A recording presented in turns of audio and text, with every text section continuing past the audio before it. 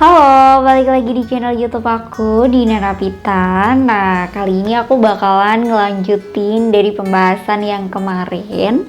Kalau kemarin aku udah cerita tentang kehamilan aku di trimester pertama, ini nanti aku bakalan ceritain tentang trimester kedua. Tapi sebelumnya, subscribe, like, dan komen terlebih dahulu biar aku semakin semangat buat video selanjutnya. Nah, buat teman-teman yang belum nonton cerita kehamilan aku di trimester pertama, teman-teman bisa cek di video sebelumnya. Nah, di sini aku bakal lanjutin tentang trimester yang kedua. Nah, di trimester kedua ini mungkin bisa dibilang ini tuh masa-masa paling enaknya ibu hamil ya, karena kalau di trimester pertama itu banyak banget keluhan. Di trimester kedua ini semua keluhan tuh udah hilang gitu, dan nafsu makan kita tuh semakin oke gitu ya. Kalau kemarin itu mual muntah, nggak ada nafsu makan. Nah, di trimester kedua ini mual muntah tuh berangsur-angsur hilang, jadi nggak langsung yang hilang kayak gitu, tapi sedikit demi sedikit. Nah, kalau aku sih kemarin itu awalnya kan nggak bisa nyium bawang gitu, jadi di trimester kedua ini selang 2 minggu sih nggak langsung yang aku bisa bener-bener nyium, aku balik lagi bisa masak gitu, enggak. Tapi di situ aku 2 minggu setelahnya itu aku udah bener-bener sedikit demi sedikit bisa nyium bawang, terus juga nafsu makan aku udah pulih lagi, aku udah bisa makan. Jadi mual muntahnya tuh yang awalnya mungkin aku bisa pagi, siang, sore, ini tuh frekuensinya paling cuma pagi doang kayak gitu. Nah, di 1 bulan awal trimester kedua itu tuh berangsur-angsur, jadi dari yang aku mualnya berkurang, terus habis itu jadi enggak sama sekali. Jadi di sini di trimester kedua aku udah bisa makan banyak, jadi berat badan aku yang awalnya itu 44 sebelumnya, terus habis itu karena aku mau muntah itu turun sekitar 2,5 kilo, dan akhirnya udah balik lagi kayak gitu. Di trimester kedua ini teman-teman udah nggak minum yang namanya asam folat lagi, jadi nanti diganti. Aku sih kemarin dapatnya dari dokterku itu kalsium.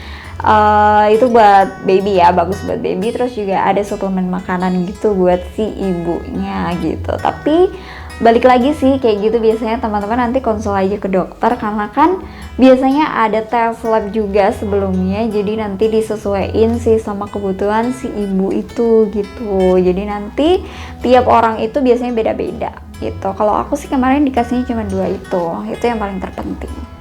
Di trimester kedua ini teman-teman juga harus udah persiapin tuh yang namanya oil-oilan buat ngilangin stretch mark gitu. Kalau aku sih di sini pakainya bio oil, sama ada sih satu rekomendasi dari dokterku itu Mother Care. Jadi buat yang anti stretch mark, cuman kemarin itu lagi kosong gitu di sana. Katanya sih oke gitu kalau aku lihat dari reviewnya. Nah, kalau aku sih cukup dari bio oil aja. Sampai dengan sekarang aku nggak ada stretch marknya sih. Jadi teman-teman kalau misalkan nanti mau ngilangin stretch mark gitu, karena kan pasti kalau misalkan perut kita melar gitu setelah hamil tuh pasti bakalan banyak. Nah, itu udah harus dicegah dari trimester kedua.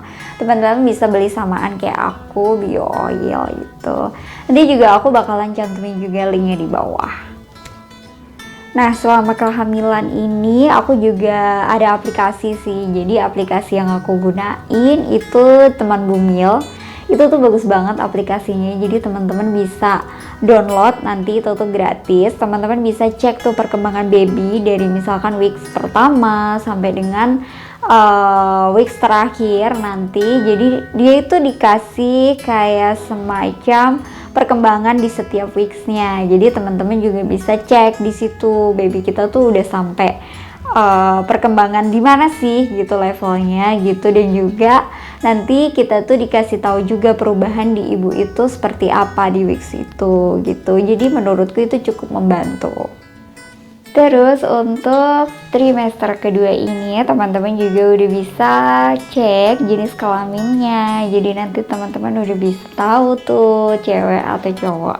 Dan juga nanti udah ada gerakan janin. Jadi gerakannya nggak se ekstrim di trimester ketiga, tapi di trimester kedua ini teman-teman udah bisa ngerasain, tapi gerakannya cuma smooth aja. Nah, di trimester kedua ini teman-teman juga udah harus mulai jalan kaki pagi ya, nggak boleh males-males. Jadi ditarget aja 30-60 menit tiap pagi ataupun sore. Jadi teman-teman harus berdayakan diri supaya selama kehamilan itu tetap fit. Dan juga teman-teman juga bisa ikutan yoga. Kalau aku kemarin juga udah mulai ikutan yoga di trimester kedua ini. Jadi keluhan-keluhan yang aku alamin itu benar-benar bisa teratasi dengan yoga, dan juga badan aku bisa lebih fit lagi.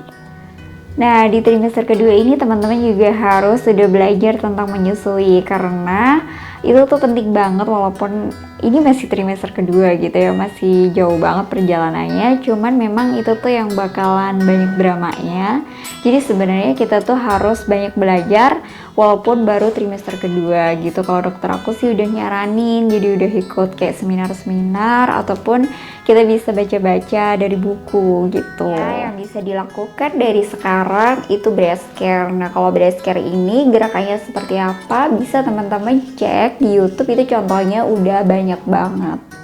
Nah, kalau aku biasanya breast care itu aku lakuin selesai mandi. Jadi itu bisa dilakuin di pagi dan juga sore hari. Jadi udah harus dirutinkan setiap selesai mandi di trimester kedua ini. Jadi biar nanti bisa memperlancar ASI-nya, dan juga kalau misalkan puting teman-teman belum keluar, itu bisa dibantu pakai nipple pull dari trimester kedua ini.